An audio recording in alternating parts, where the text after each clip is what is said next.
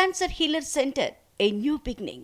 Agriculture ceiling act తీసుకొచ్చి దొరల దగ్గర ఉన్న వేలాది ఎకరాల భూములను ప్రభుత్వం తీసుకొని దళితులకు, గిరిజనులకు, ఆదివాసీలకు, బలైన వర్గాలకు అసైన్మెంట్ పట్టాల పేరు మీద 25 లక్షల ఎకరాల భూములను ఇందిరమ్మ పంచిపెట్టింది.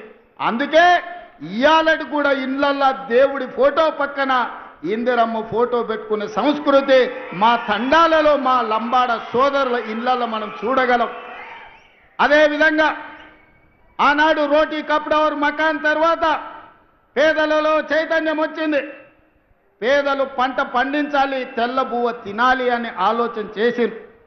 అందుకే ఎన్నడో దసరా నాడో, దీపావళి నాడో, ఉగాది పండుగ నాడో తెల్ల బువ్వ తినుడు కాదు, పేదవాళ్లకు తెల్ల బియ్యం పెట్టాలి, తెల్లన్నం ఇవ్వాలి అని ఆనాడు 82, 83లో కాంగ్రెస్ పార్టీ ముఖ్యమంత్రి కోట్ల విజయ్ భాస్కర్ రెడ్డి గారు మొట్టమొదట ₹90 బియ్యము ఇయ్యాలి పేదలకు.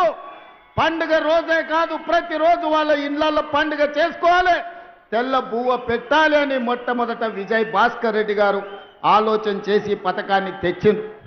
కానీ పథకం అమలయ్యే లోపల ఎన్నికలు వచ్చినాయి. ఎన్నికల్లో అన్న ఎన్టీఆర్ అధికారాన్ని చేపట్టింది. అన్న ఎన్టీఆర్ అధికారాన్ని చేపట్టిన తర్వాత పేదవాళ్ళ ఆకలి తెలిసినోడుగా ఖచ్చితంగా ఈ పథకాన్ని కాంగ్రెస్ ప్రారంభించింది కాబట్టి నిలిపేయాలన్న ఆలోచన చేయలే. ఆనాడు పెద్దలు జానారెడ్డి గారి సలహా మేరకు, సూచన మేరకు కేవీ సత్యనారాయణరావు గారు లాంటి వాళ్ళు ఈ పథకాన్ని కొనసాగించాలి అని ₹2 కిలో బియ్యం పథకాన్ని ఆనాడు అన్న ఎన్టీఆర్ తీసుకొచ్చి పేదలకు తెల్ల బియ్యం, తెల్లన్నం తినే అవకాశం 83లో కల్పించిండ్రు. ఆనాడు పెద్దలు జానారెడ్డి గారు క్రియాశీలక పాత్ర పోషించిన ఆ కార్యక్రమంలో cancer healer centre, a new beginning.